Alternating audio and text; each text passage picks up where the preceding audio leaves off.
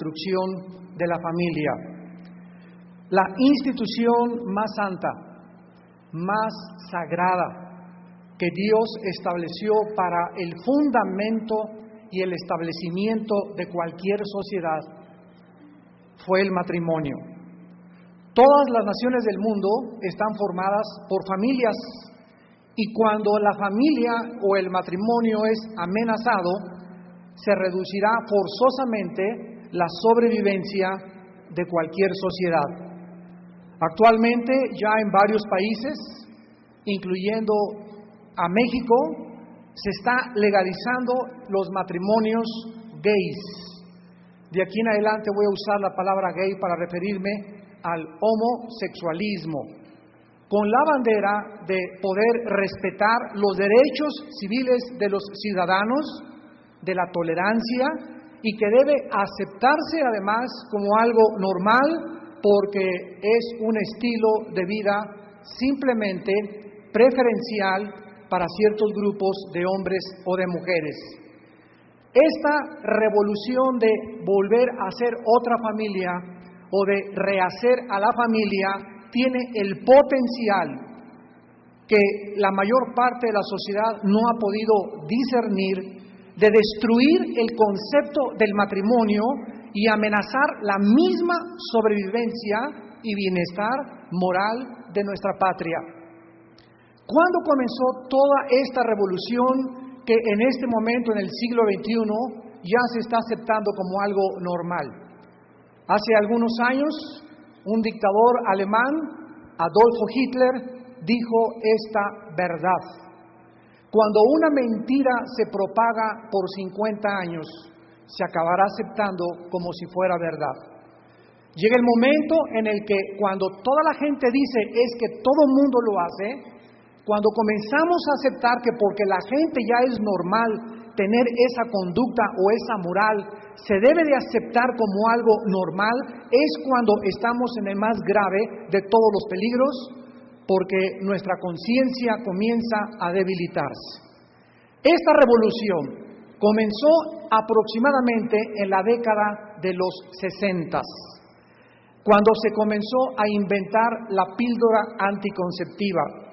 La revolución musical iniciada en el rock and roll por Elvis Presley, un grupo inglés que se llamaban los Beatles, que introdujeron por primera vez en la historia a la juventud al mundo de las drogas, a la búsqueda de la liberación sexual, cuando los hippies comenzaron a levantar la bandera de peace and love y la sociedad comienza a perder la brújula. La juventud comenzó a tratar de encontrar en las drogas y en la libertad sexual una puerta de escape a sus problemas.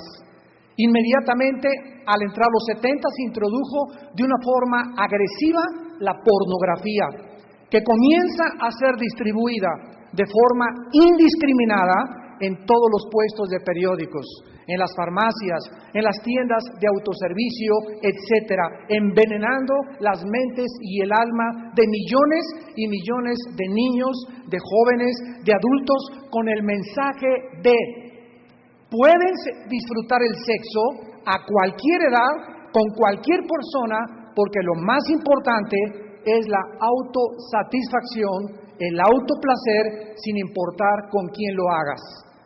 Viene para rematar todavía esta revolución sexual la famosa revista Playboy, que cambia el centro de la gravedad, de la fidelidad marital, al disfrute personal de una persona. La filosofía de Playboy es que si tu pareja no te hace feliz, tú tienes el derecho de encontrar a otra persona.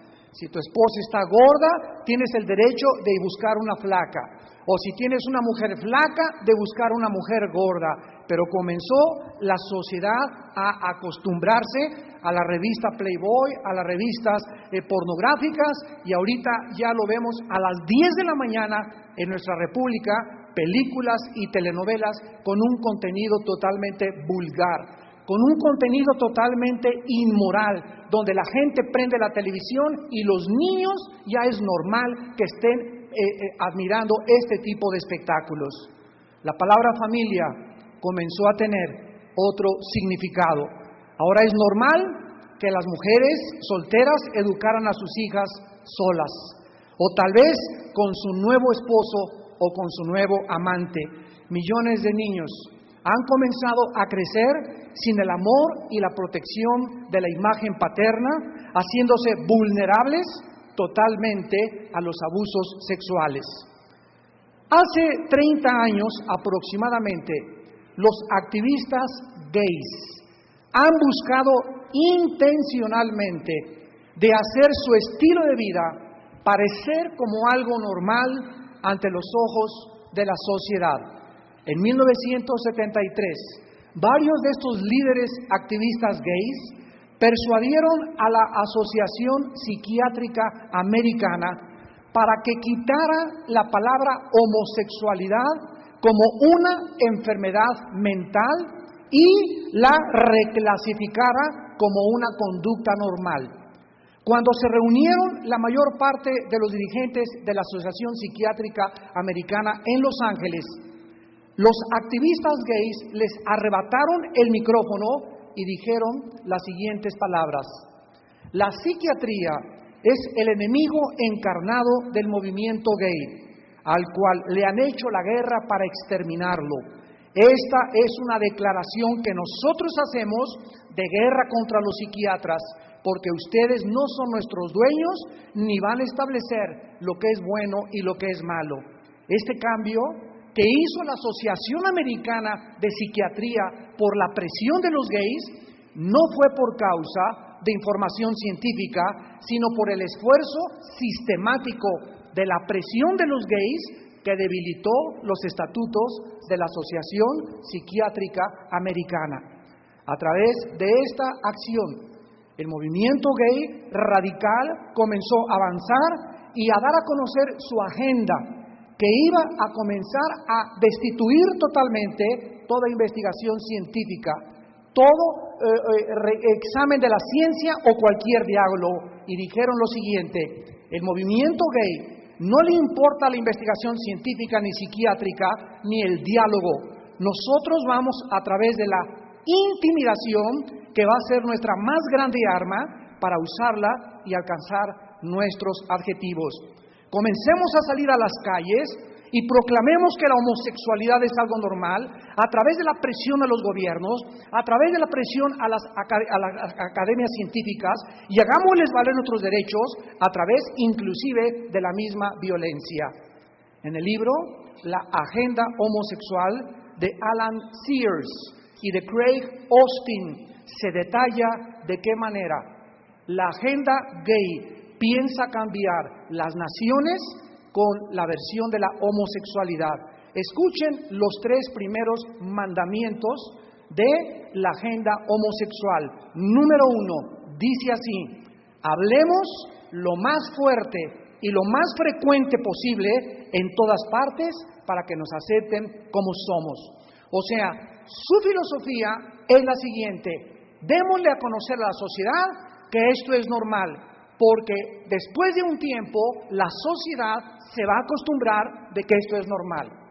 En segundo lugar, dice así el segundo mandamiento gay: demos a conocer el movimiento gay no como un agresor, sino como víctimas de la sociedad. Debemos inspirar lástima y respeto a nuestro movimiento. Y en tercer lugar, dice: peleemos para que se nos den nuestros derechos humanos. O sea que ahora la palabra tolerancia significa apoyar el movimiento homosexual. Damas y caballeros, ¿qué es la familia? ¿Podrá algún psiquiatra, algún psicólogo, Walter Mercado, tu gurú, psicólogos, quién nos podrá, o algún político, alguien podría en la historia o en el mundo definir la familia? Y cuando nosotros venimos a este libro, que es el que contiene los registros más antiguos de la humanidad en ciencia, en arqueología, en paleontología, antropología, en geografía, en física, en genética y en cualquier disciplina académica que tú estés buscando, encontramos que este libro continúa siendo una antorcha y una luz. el único manual que la humanidad tiene para que podamos nosotros saber que la moral solamente la puede legislar Dios. Que existe un Dios que mandó a su Hijo Jesucristo a morir en una cruz y que nosotros somos agentes morales responsables. No venimos de los animales, no somos el resultado de una selección natural, somos creados a la imagen y a la semejanza de un Dios creador del cielo y de la tierra, el cual dice en la Biblia que no tarda en venir a juzgar a los vivos y a los muertos. La familia no es lo que nosotros creemos que sea. Nosotros no vamos a decidir si una familia es entre un hombre y una mujer, entre dos hombres y dos mujeres, o entre dos mujeres o dos hombres, o entre 5 hombres contra 3 mujeres. Es verdad que los matrimonios gays pueden llevarse a cabo sin afectar el resto de la sociedad. Imaginémonos en una lancha que estamos tratando de alcanzar a un lago y de repente dentro de la lancha una persona dice en el otro lado de la lancha que él comienza a hacerle un hoyo y nosotros comenzamos a protestar y él nos acusa de intolerantes y que nosotros no le digamos nada porque él tiene el derecho de hacerle ese hoyo a la lancha. Sin embargo, a los pocos minutos nos damos cuenta, ¿verdad?, que cuando comienza el agua a entrar a la lancha, ninguna de las personas está a salvo dentro de la lancha. ¿Por qué? Por lo que uno hace nos afecta a todos los que estamos dentro de la lancha. Y este es exactamente lo que está haciendo el movimiento gay. Ustedes no tienen por qué ser afectados, déjenos a nosotros, pero los hoyos que se están haciendo a nuestra nación y a nuestra sociedad nos van a acabar a afectar a todos. El Distrito de Escuelas Unificadas de San Francisco, California, escuchen esto, acaba de emitir lecciones y un libro de texto para enseñar en San Francisco a los niños de kindergarten de 2 a 4 años de edad cómo ser un homosexual. A los niños de 2 a 4 años de edad, el Distrito de Escuelas Unificadas de San Francisco, California. Y en este libro, al introducir el texto, dice así: la familia, escuchen ustedes, es una unidad de 2 o más personas relacionadas por nacimiento o escogidas libremente, que puedan vivir o no juntas y que compartan intereses comunes. O sea que la idea de que una familia la forma un padre y una madre en una relación de responsabilidad para educar a los hijos está comenzando a parecer anticuada. Consideremos lo siguiente: si la sociedad comienza a decir que el matrimonio ya no es la unión solamente de un hombre y de una mujer, sino la de cualquier persona que quiera, no importa el sexo, mientras quieran cohabitar juntos, ¿quién podrá entonces decir que es limitado a solo 2 personas? ¿Por qué no 3 varones contra 5 mujeres? ¿Y por qué no un varón o con más mujeres? Después de todo, van a acabar diciendo, denos los derechos. Yo tengo el derecho no solamente de vivir un hombre con un hombre, una mujer con una mujer, tengo el derecho también de tener a 3 mujeres conmigo o a tener a 4 varones conmigo. El resultado será la destrucción del matrimonio y la familia, y por supuesto que los niños siempre son los perdedores. ¿Por qué creó Dios el matrimonio? ¿Cuál es el propósito que la Biblia nos dice de por qué debe existir el matrimonio? Solo Dios, el Creador, nos puede explicar en su palabra, darnos las razones por las cuales formó el matrimonio y la familia, repito, como el fundamento de las naciones. El matrimonio, damas y caballeros, no lo inventamos los seres humanos, sino que es un diseño divino para la preservación, para la salud y para el bienestar de nosotros. Dios crea, dice la Biblia, al hombre a su imagen y semejanza. Jamás podrás encontrar a un grupo de chimpancés diciendo, pienso, luego vivo. Vivo, tiene que haber una causa. Esta causa tiene que ser justificada. Esta causa tiene que trascender mi existencia. Esta causa tiene que ser Dios. Esta lógica elemental a la que llegaron los filósofos griegos no la tienen los animales. Y jamás en 6.000 años de historia hemos visto la transición de un orangután a un ser humano. Todos esos fraudes intelectuales del hombre de Pekín, el hombre de Cromañón, el hombre de Neandertal, son exactamente lo que son, fraudes intelectuales, que demostraron después de que no era el famoso eslabón perdido que sigue buscando todavía algunos científicos ateos. La Biblia dice que fuimos creados a imagen y semejanza de Dios.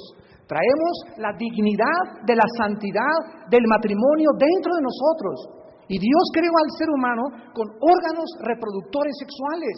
Y creó a una mujer con órganos reproductores sexuales. Para que cuando nos juntáramos los dos, pudiéramos, cooperando con Dios, traer almas a este mundo. Dios no creó para que vive. Cuando creó a Adán, no le trajo a Pancho, ni a Pepe, ni a Jorge. Dios le trajo a una mujer para que nosotros supiéramos que son las familias las que forman el fundamento de la sociedad. Dios separó cuidadosamente la masculinidad de la feminidad y formando dos seres humanos totalmente diferentes.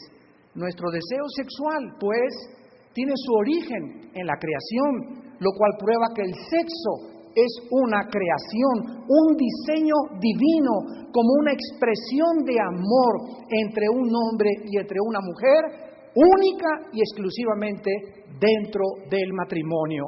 La Biblia prohíbe las relaciones sexuales fuera del matrimonio, y la misma sociedad y la historia y la experiencia, damas y caballeros, nos prueban que la Biblia tiene la razón. Mujeres que se embarazan, madres solteras, están llenando por todos lados las naciones en el mundo, usando el sexo indiscriminadamente. Los jóvenes ahora ya no se casan, ya viven juntos, ya hombre con hombre, mujer con mujer, jóvenes que comienzan a tener relaciones antes de casarse, casados que violan el voto santo matrimonial y engañan a su esposa con el adulterio. Relaciones sexuales con los animales, que la Biblia le llama bestialismo. El hombre ha perdido totalmente la brújula. No nos extrañemos entonces que estamos viviendo en un mundo donde tsunamis, terremotos. Ahora acaban de descubrir que no es verdad que el calentamiento de la Tierra sea a través del exceso de fluorocarbonos y la emisión de gases, sino que está fuera del planeta el calentamiento global. ¿Por qué? Porque Marte, ahora el planeta, tiene la misma temperatura que el planeta Tierra. Entonces, ¿qué es lo que los astrónomos están tratando de ocultarnos y los medios de comunicación? Que el Sol está emitiendo radiaciones que jamás había hecho en los últimos 25 o 30 años. Ahora me estaba platicando una dermatóloga que el cáncer de piel es lo más alarmante que hay, como casi la tercera causa de mortalidad en el mundo, porque el hoyo que protege a la Tierra, la capa que protege la Tierra, que se llama el ozono, ha perdido 525 millones de kilómetros cuadrados. Para que tengan una idea de lo que les estoy hablando, la capa de ozono que se ha perdido es del tamaño de los Estados Unidos y Canadá juntos.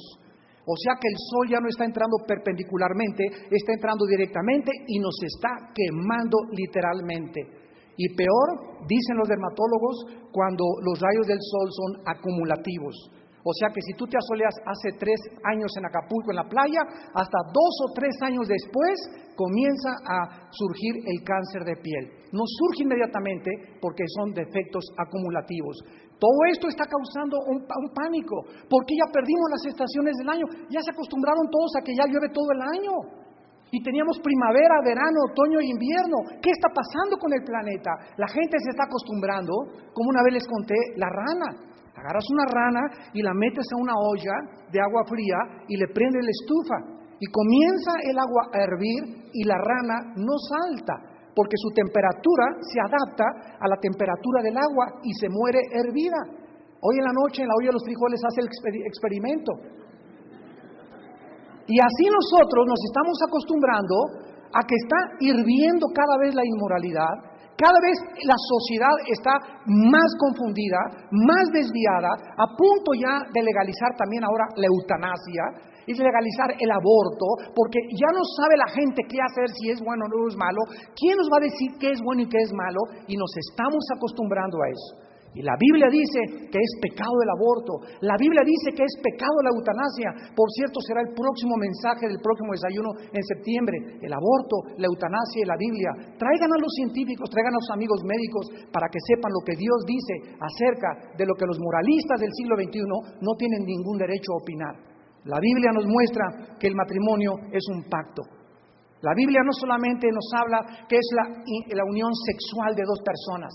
En el matrimonio tiene forzosamente que existir un pacto, por lo cual Dios ha establecido a los gobiernos civiles para que ellos sean testigo y testimonio y responsables de la preservación del matrimonio. En el libro de Malaquías, capítulo 2, versículo 13 al 14, Dios le dijo a la nación de Israel antes de juzgarla: y otra vez harán cubrir el altar de Jehová de lágrimas, de llanto y de clamor, así que no miraré más a la ofrenda para aceptarla con gusto de vuestra mano. Y dirán: ¿por qué? Porque Jehová ha testiguado entre ti y la mujer de tu juventud, contra la cual has sido desleal, siendo ella tu compañera y la mujer de tu pacto. Es el pacto del matrimonio el que justifica la relación sexual, y no las relaciones sexuales justifican el pacto. La Biblia prohíbe las relaciones sexuales antes de casarse. Y ya no tenemos por qué dar explicaciones, porque la misma historia y la misma historia de tus hijos y la misma historia de mis hijos nos dan testimonio que la Biblia tenía la razón.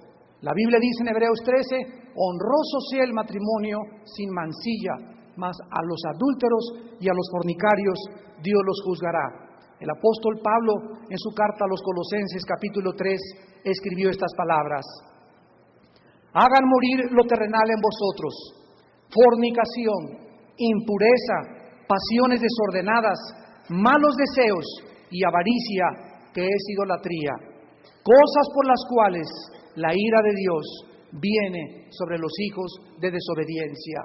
La Biblia dice que si alguien quiere hacer enojar a Dios, lo hacemos a través de la inmoralidad. ¿Por qué? Porque la inmoralidad es el veneno más grande que corrompe más rápidamente a cualquier sociedad.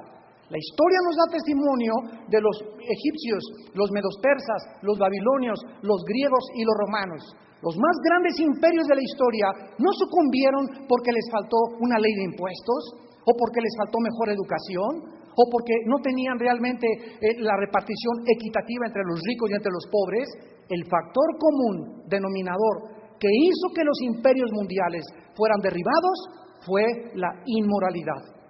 Se convirtieron en animales, entraron en orgías, comenzaron a degradar sus cuerpos y comenzaron a entregarse hombres con hombres y mujeres con mujeres, igual que en Sodoma y en Gomorra. Dice la Biblia en el libro de Romanos: habiendo conocido a Dios, no le glorificaron como a Dios, ni le dieron gracias. Se envanecieron en sus razonamientos, su corazón fue entenebrecido. Profesando ser sabios, se hicieron necios y cambiaron la gloria del Dios incorruptible en semejanza de imagen de hombre corruptible, por lo cual Dios los entregó a la inmundicia, en las concupiscencias, en las pasiones sin control de sus corazones, de modo que deshonraron entre sí sus propios cuerpos. Cambiaron la verdad de Dios por la mentira, honrando y dando culto a las criaturas antes que el Creador. Por eso Dios los entregó a pasiones vergonzosas, pues aún sus mujeres cambiaron el uso natural por el que es contra naturaleza, y de igual modo también los hombres, dejando el uso natural de la mujer, se encendieron en su lascivia, hombres con hombres, mujeres con mujeres, cometiendo hechos vergonzosos, hombres con hombres, y recibiendo en sí mismos la retribución debida a su extravío. Y como ellos no aprobaron tener en cuenta a Dios, Dios los entregó a una mente reprobada, para que hagan cosas que no convienen. ¿Cuál es el fin de la inmoralidad? Una mente reprobada. ¿Qué significa esto en el original griego? Una mente que ya no distingue entre el bien y entre el mal. que el mal le llaman bien y al bien le llaman mal. A lo amargo le llaman dulce, a lo dulce le llaman amargo. O sea, cada quien hace sus 10 mandamientos. Cada quien establece su propia moral. Y si mi moral me dice que esto es aceptable ante mis ojos, respétenme, no me discriminen, no sean intolerantes, aunque le esté haciendo hoyos a la lancha.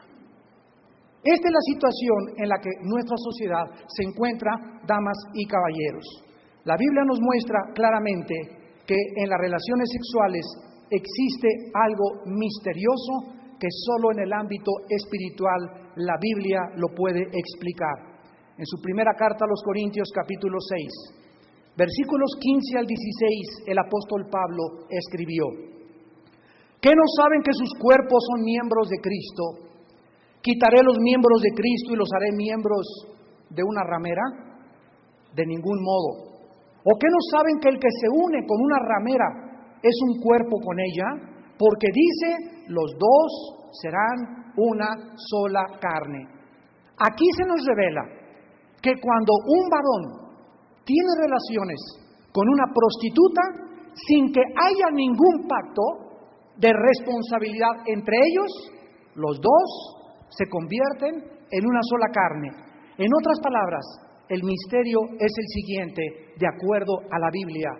De acuerdo a la Biblia, el sexo liga a dos personas, no solo físicamente, sino también sus almas y sus espíritus. Cuando sucede la primera experiencia sexual, por ejemplo, o las subsecuentes, fuera del vínculo del matrimonio, llega a ser tan poderosa que aún determina la dirección de la futura orientación sexual de una persona. Escuchen esto, cuando un niño es reclutado por un homosexual, al principio puede o no gustarle la experiencia al niño, pero por causa de que el sexo, de acuerdo a la Biblia, liga a dos personas juntas, puede después este niño comenzar a experimentar un sentido de seguridad dentro de esta relación. Muy pronto el niño va a crecer y va a comenzar a buscar relaciones sexuales con otros amigos. No porque haya nacido homosexual, como lo vamos a demostrar, sino porque su experiencia inicial tuvo una impresión y una marca tan profunda en su alma que ahora simplemente él está siguiendo esos nuevos deseos despertados. Y la experiencia nos dice, la Biblia tenía la razón. De acuerdo al Dr. James Dobson, psicólogo americano, cristiano, dice que más del 50% de los homosexuales fueron violados cuando eran niños o cuando estaban en la época de la preadolescencia, entre los 10 y los 16 años de edad. Es precisamente porque el sexo tiene una dimensión espiritual y toca el alma humana, que el abuso sexual en la vida de un niño es algo traumático que lo marca para toda su vida. La pederastia en México, si era posible, debería ser castigada con la pena capital. Hay personas que han perdido el derecho a la vida, y no son nuestros hijos los que van a perder el derecho a la vida, son las personas pederastas, que se atreven a poder creer que inclusive pueden promover literatura pornográfica infantil. Esas gentes deberían de darles la pena máxima que pueda haber o la condena perpetua. Son personas que no pueden estar dentro de la sociedad. Están haciendo hoyos a la lancha y están hundiéndonos a todos los demás. Y no es justo que por ellos los demás comencemos a hundirnos. La Biblia nos muestra claramente que el abuso sexual infantil contamina el alma, les contamina la conciencia, los desconecta de Dios y los desconecta de otros, ofusca sus mentes y envenena sus pensamientos. Hemos aprendido hasta este momento que no pueden coexistir dos opiniones diferentes acerca del matrimonio y acerca de la familia. La familia, de acuerdo a la Biblia, es el medio a través del cual Dios quiere propagar los principios morales que el Padre le transmita al Hijo y que el Hijo pueda comprender para que cuando Él crezca, Él pueda decir, yo quiero ser y tratar a mi futura esposa como mi padre trataba a mi madre. Cuando los niños crecen sin una imagen paterna, de acuerdo a la Asociación Psiquiátrica Americana, el 85% de los homosexuales son personas en cuya casa había un matriarcado, donde no había una imagen paterna, donde la que mandaba era la mamá, donde el papá era un cero a la izquierda, donde no se tomaba en cuenta absolutamente el papá, donde el papá nunca fue el líder, nunca fue el sacerdote de su casa, nunca supo darle dirección y brújula a sus hijos, sino que siempre fue la mamá. Y gracias a Dios muchas veces, por esas mamás que toman este papel, cuando los hombres han abandonado el timón del barco. Pero el 85% de los homosexuales en el mundo provienen de matriarcados. Y el 55% de hogares donde ellos fueron violados cuando eran pequeños. La familia, damas y caballeros, debe ser guardada, protegida, conservada y valorizada como lo más sagrado, lo más santo que puede existir dentro de cualquier sociedad.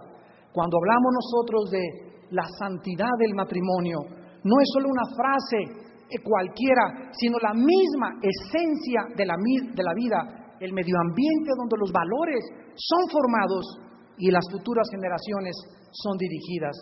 ¿Qué sucede cuando la sociedad comienza a abandonar a Dios? ¿Qué le sucedió a Sodoma y Gomorra cuando la mayor parte de los habitantes sodomitas ya no querían las relaciones con las mujeres? Dios los tuvo que juzgar y Dios amenaza ahora, amenaza, así es como una advertencia en la carretera. Tú cuando vas en el tráfico se prende la luz amarilla y la policía no te está amenazando y diciendo te voy a hacer esto, no, detente porque vas muy rápido y si se prende la roja puedes autodestruirte. Cuando Dios nos dice el alma que pecare esa morirá y la paga del pecado es la muerte, no nos está amenazando, nos está diciendo recuerda que no eres animal, que eres un agente moral responsable, que algún día vas a morir y me vas a entregar cuentas, lo creas o no lo creas. Te rías en este momento o no te rías, más que chicle o no, más que chicle, no importa la respuesta que tú tengas, la Biblia lo dice y estas palabras son fieles y verdaderas. La Biblia nos muestra en el libro de Deuteronomio, en el Antiguo Testamento, capítulo 6, versículos del 6 al 9, lo que Dios le dijo a Israel. Oye Israel, Jehová nuestro Dios, Jehová uno es. Shema Israel, Adonai Elohim, Adonai Echad, en el original hebreo. Amarás a Jehová tu Dios de todo tu corazón y de toda tu alma, con todas tus fuerzas. Y estas palabras que yo les mando hoy estarán en tu corazón y las repetirás a tus hijos y hablarás de ellas estando en tu casa, andando por el camino, al acostarte y cuando te levantes. Las atarás como una señal en tu mano y estarán como frontales entre tus ojos y las escribirás en los postes de tu casa y en tus puertas. ¿Por qué? Porque somos nosotros los que les transmitimos a las próximas generaciones la moral. ¿A dónde creen que nosotros vamos a llegar en los próximos 25 años? Donde ahora los jóvenes se están acostumbrando a que es normal, donde podemos ver desfiles en la calle y se les permiten estos desfiles a gays encuerados. Ellos están demandando que les den derechos cuando ellos pierden sus derechos al hacerle un hoyo a la lancha. Ellos no tienen el derecho de afrontar la moral de nuestros hijos. ¿Qué necesidad tienen nuestros hijos de estar viendo un desfile de encuerados? De que se permitan el zócalo capitalino a más de 2,000, 3,000 personas encuerarse para una obra de arte.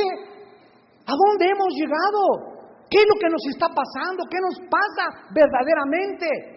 Tenemos que despertar, tenemos que cobrar conciencia, tenemos que armarnos de valor y levantar otra vez la bandera de la moral en México y en el mundo entero, y que el mundo sepa que Dios es Jesucristo y que viene a juzgar a los vivos y a los muertos.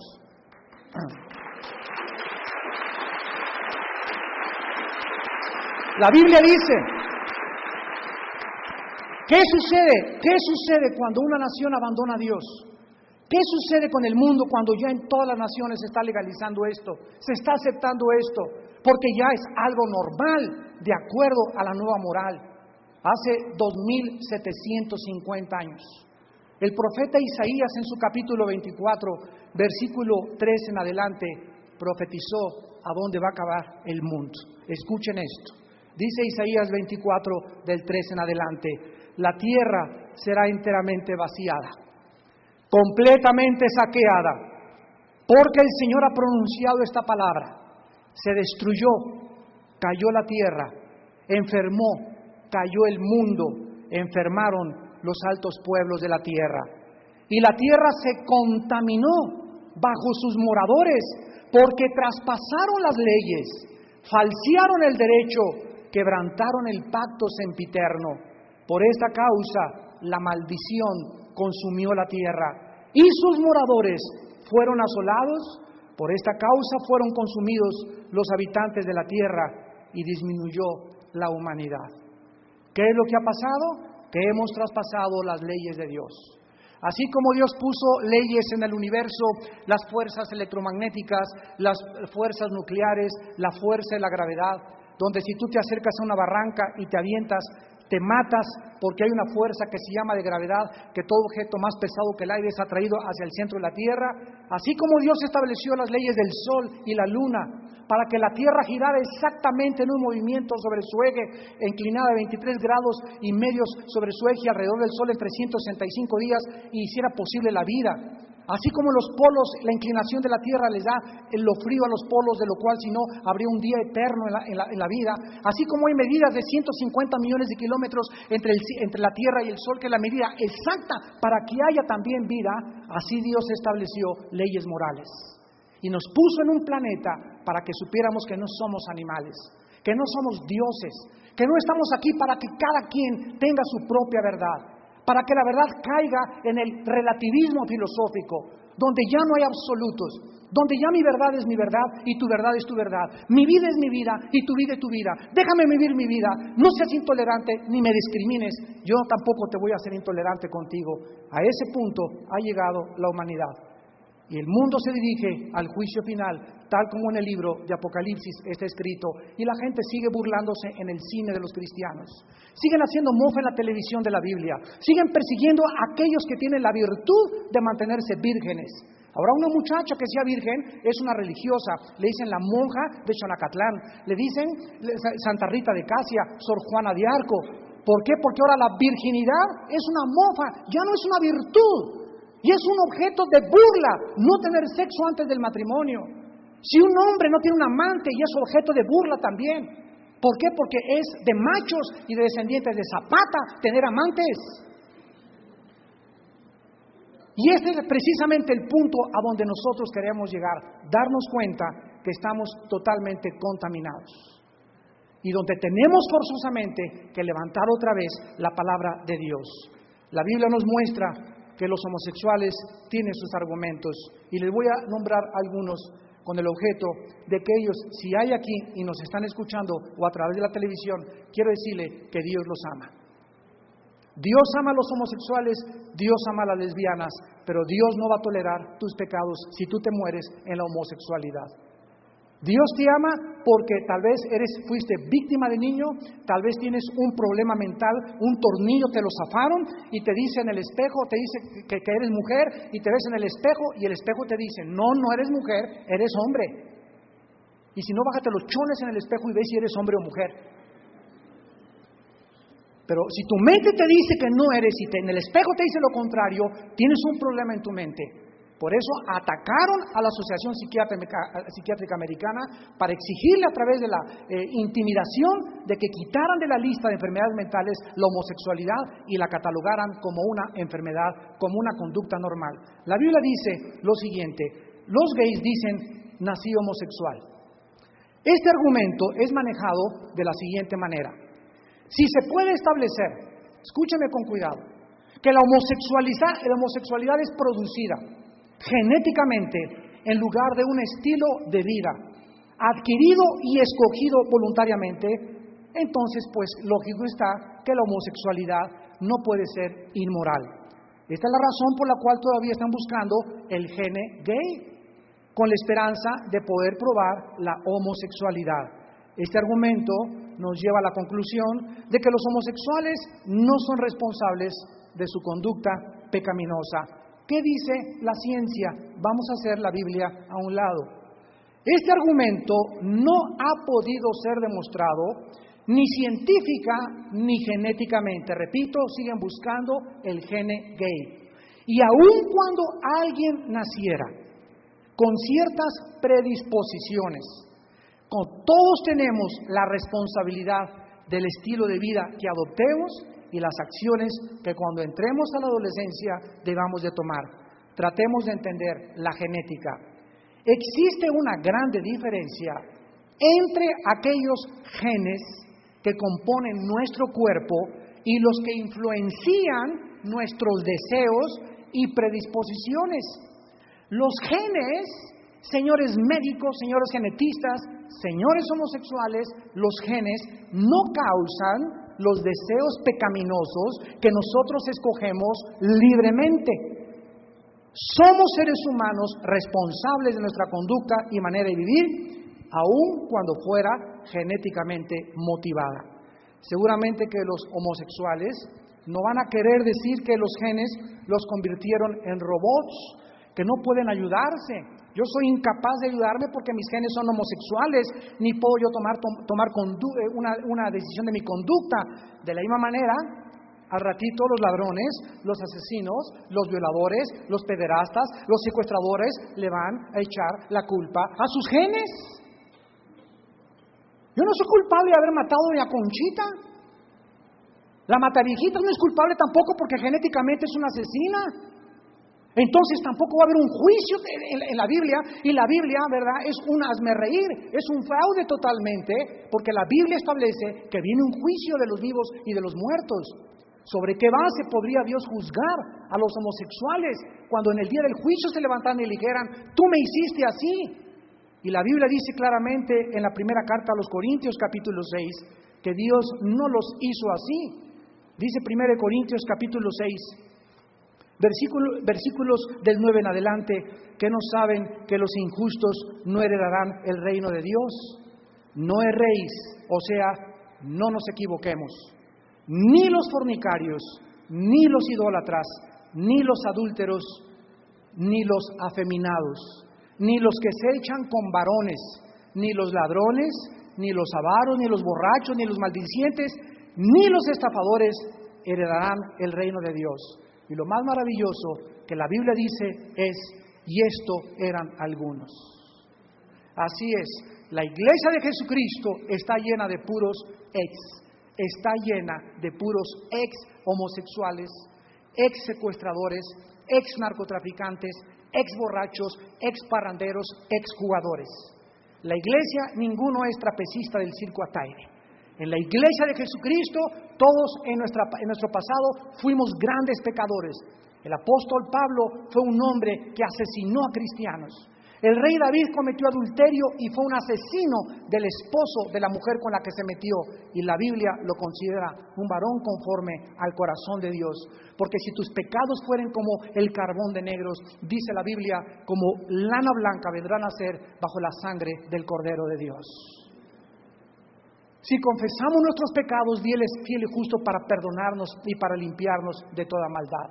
La Biblia nos muestra, en segundo lugar, que los homosexuales dicen lo siguiente: yo no puedo cambiar. ¿Es realmente verdad, científicamente, que los homosexuales ya no pueden cambiar su estilo de vida? La respuesta es un enfático sí se puede. No solo hoy mañana contra Estados Unidos, sino sí se puede también cambiar la conducta homosexual. Escuchen esto. Hay una organización llamada Mundial Éxodo Internacional, que tiene dentro de sus filas solamente a puros ex homosexuales. Aglutina más de 1,5 millones de ex homosexuales que dan testimonio de la forma como sus deseos fueron transformados y ahora viven libres de este pecado. ¿Por qué? Porque esto eran algunos, mas ya han sido lavados, ya han sido santificados, ya han sido justificados en el nombre del Señor Jesús. Un retiro no te va a quitar la homosexualidad, ni tampoco neuróticos anónimos, marihuanos anónimos, homosexuales anónimos. Todas esas instituciones, gracias a Dios por ellas, pero solamente te quitan una rama del árbol y la raíz, Cristo la vino a cambiar. Si tú me escuchas, quiero decirte que solo el poder de la sangre de Jesucristo tiene el poder de cambiar tu vida, transformar tu vida y quitarle el amor que le tienes a Pepe y dárselo a Lupita. Para que te enamores de una mujer y te des cuenta que el Dios de la Biblia es el Dios de los milagros. Pero ¿qué es lo que Dios te pide en esta tarde? ¿Qué es lo que Dios demanda de todos nosotros? Que nos arrepintamos de nuestros pecados. ¿Qué es arrepentirse? En el griego es cambiar la manera de pensar. Piensa profundamente. Yo soy un hombre, tengo deseos que van en contra de mi hombría, de mi virilidad, de lo que es natural. Lo natural es que yo sea atraído por mujeres. Oh Dios, no quiero ser atraído por hombres. Tú sabes cuán grande es mi fuerza y mi pasión, que siento esta atracción por este hombre, por esta mujer. Tú tienes que venir honestamente delante de Dios y decirle: he pecado delante de ti, Señor. Yo ya no quiero ser así. Yo escojo con tu poder comenzar a cambiar. Y como cualquier enfermedad, comienzas poco a poco a tomar la medicina, que es la palabra de Dios. Comenzar a disciplinar tu vida, a disciplinar tus ojos, a disciplinar tus relaciones. Y comienzas a descubrir que Dios puede hacerte una persona totalmente normal. En tercer lugar, los homosexuales dicen que se deben respetar los derechos humanos homosexuales. En primer lugar, ¿quién se los dio? ¿Quién se los dio? Ciertamente todos los seres humanos tenemos derechos inalineables que buscamos que sean respetados, pero cuando un grupo de personas se aparta de la sociedad para hacerle un hoyo a la lancha, para argumentar un estilo de vida diferente de los demás y con ello violentar la moral, la paz, la decencia, la tranquilidad de las demás familias normales, ¿qué derechos pueden ellos alegar que tienen? Principalmente cuando para exigir que esos derechos se desfilan por las calles disfrazados de mujeres, semiencuerados, agraviando y lastimando la conciencia de millones de niños en el mundo entero. Y otro de los argumentos famosos de los homosexuales son: ¿por qué nos discriminan? La palabra intolerancia y la palabra discriminación son dos palabras muy importantes que define el diccionario real de la lengua española, de la literatura, con esta definición. Discriminar significa separar, distinguir, diferenciar una cosa de otra. Y tolerancia significa llevar con paciencia, sufrir, aguantar o soportar. Cualquiera que lea la Biblia inmediatamente descubre que la Biblia es intolerante y discriminatoria de acuerdo a las definiciones del diccionario de la lengua y la literatura española. La Biblia es intolerante porque la Biblia dice claramente que no es discriminar. Si una persona llega a un trabajo y no llena las condiciones para que tú le des este trabajo, no lo estás discriminando. En el caso del matrimonio es lo mismo. Si tú no te casas de acuerdo a Dios, Dios te separa. Dios te discrimina y te dice: tú no puedes entrar a mi reino. No es porque sea Dios intolerante, simplemente hay una separación entre la luz y las tinieblas. Y esto no lo pueden seguir discutiendo todos los que son de la agencia gay. Y finalmente, el último argumento de los homosexuales es: miren a las estadísticas de divorcio. El presidente municipal de Chicago, Richard M. Daley, quien se ha declarado abiertamente homosexual, dijo esto en los principales periódicos de Chicago: yo no tengo ningún problema para permitir los matrimonios homosexuales en Chicago, porque si vamos a hablar de matrimonios, mira cuántos divorcios hay entre heterosexuales. Es cierto que por causa de las estadísticas de divorcio se le puede dar a los homosexuales la oportunidad de casarse entre ellos.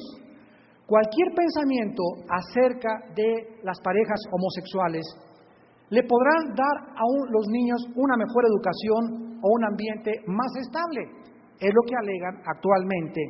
Y esto es contradecido así por los hechos y las estadísticas. En un estudio reciente en San Francisco de 156 parejas de homosexuales, reveló que ninguna de estas parejas habían estado juntos por más de 5 años. Habían mantenido relaciones sexuales solo entre ellos dos. O sea, es mentira que los homosexuales sean fieles el uno con el otro o la una con la otra. No es cierto, no es cierto, no es cierto. Los autores de este reporte revelaron que los homosexuales hacen distinción entre la fidelidad emocional y la exclusividad sexual. En otras palabras, los homosexuales muchas veces le dicen a su compañero: te doy permiso que te acuestes con Pancho de la Rosa, mientras no te ligues emocionalmente a él. Disfruta si quieres el sexo sin ligarte emocionalmente a él. Y desde ese momento en adelante ellos pueden continuar viviendo juntos, pero más del 80% de ellos no duran más de 5 años juntos. Damas y caballeros, hemos llegado a un momento a nuestra sociedad donde el barco se está hundiendo. Aproximadamente en 1910, un gran navío transatlántico llamado el Titanic salió de un puerto de Inglaterra para llegar a Nueva York, y antes de que el transatlántico fuera echado al agua, dijeron estas palabras los fabricantes: este barco ni Dios lo hunde. Este barco salió de Inglaterra y ya casi llegando a su puerto aquí a América, chocaron contra un témpano de hielo imperceptible de este tamaño, que le hizo un hoyo y entró de una forma precipitada y vertiginosa, inundando todos los compartimentos de abajo, y el barco, sin que se dieran cuenta, casi a las 12:30 de la noche se comenzó a hundir, donde más de 3,000 personas se murieron. Iban arriba en el barco, jajaja, jojiji, jugando las cartas, los ricos, en la clase rica, en la clase media, en la clase baja, etcétera, etcétera, y nunca pensaron que el barco traía un boquete. Damas y caballeros, nuestra sociedad se está hundiendo. Sálvese el que pueda. Y estamos gritando solamente como una voz que clama en el desierto: arrepiéntanse de sus pecados. El juicio viene, el juicio viene, el juicio viene sobre la tierra. Y lo estamos ya viendo con los cambios climatológicos que son alarmantes, donde estamos viendo una sociedad que se está desbaratando y derrumbándose, donde habrá hombres amadores de sí mismos, intemperantes, implacables, sin afecto natural. La Biblia profetiza que el fin viene, el fin viene, el fin viene. Y mientras más lo hablamos, más se burla la gente de Dios. ¿Qué puedes tú hacer en esta tarde para poder tener una vida de paz, de tranquilidad, de sentido y de propósito? La Biblia dice: arrepiéntete de tus pecados.